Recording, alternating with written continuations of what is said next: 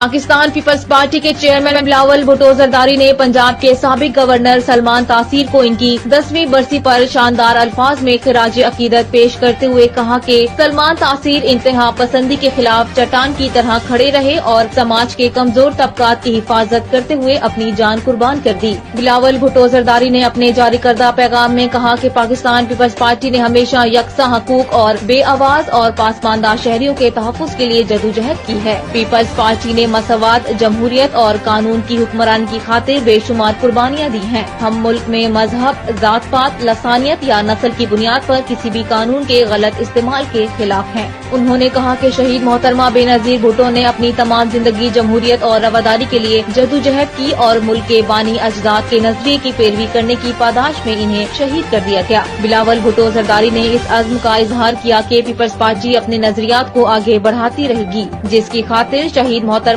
बेनजीर भुट्टो, सलमान तासीर, शहबाज भट्टी और दीगर हजारों लोगों ने कुर्बानियां दी हैं।